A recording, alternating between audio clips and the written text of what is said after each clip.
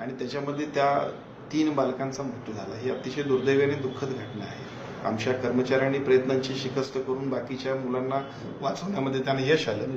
त्यामध्ये ते स्वतः सुद्धा जखमी झाले, पण जखमी झाले तरी सुद्धा खूप महत्त्वपूर्ण पद्धतीने त्यांनी काम केलं. त्या सगळ्यांचं सुद्धा मनापासून अभिनंदन करायला पाहिजे. परंतु दुर्दैवाने या सगळ्या घटनाक्रमांमध्ये 3 बालकांना आम्ही वाचू शकलो नाही, ही मात्र खूप दुःखद गोष्ट आहे.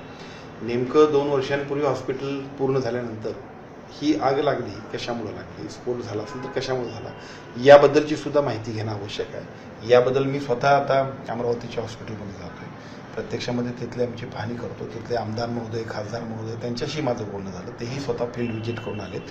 उद्देश इतकाच आहे की अशा पद्धतीची घटना घडणं ही खूपच दुःखद आणि दुर्भाग्यपूर्ण आमच्या विभागासाठी आहे.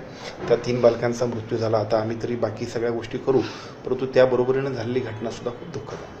पण तुम्ही 2 वर्षापूर्वी जर इमारत बांधली असेल तर त्यामुळे कुठेतरी फायर सिस्टीम व्हायला पाहिजे होती, मात्र फायर अलार्म देखील हा वाजलेला नाही, अशा पद्धतीची देखील माहिती आलेली आहे. त्यामुळे कुठेतरी ऑडिट झालं नव्हतं का, काय सिस्टीम बसवली नव्हती का, काय नेमका सगळा प्रकार आहे? नाही, याच्याबद्दल आता आम्ही माहिती घेतो. मला असं वाटतं की एखाद्या गोष्टीची माहिती घेतली की बऱ्याचशा वस्तुस्थिती आपल्यासमोर येईल. आजच्या घडला तिथं प्रत्यक्षामध्ये आज ती टेक्निकल टीम त्याच्यावरती काम करेल.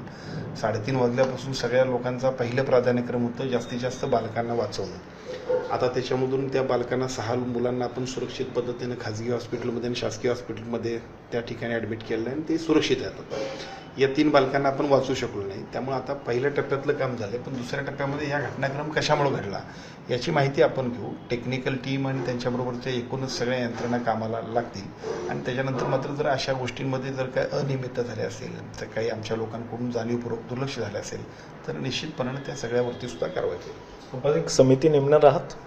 आज स्वतः मी जातोय, आम्ही सगळेच जण जातोय, आमच्या अधिकाऱ्याने आम्ही जातोय. मला असं वाटतं की आम्ही सगळेजण गेल्यानंतर प्रत्यक्षामध्ये तिथली वस्तुस्थिती बघून त्याप्रमाणे निर्णय घेऊ. नक्कीच या सगळ्या संदर्भामधली आता चौकशी देखील आहे ती करण्यात येणार आहे. त्यामुळे या चौकशीमध्ये नेमकं काय समोर येतं हे देखील पाहणं गरजेचं आहे. व्हिडिओ गणेश कानडे सोबत गणेश कवडे, साम टीव्ही मराठी, मुंबई.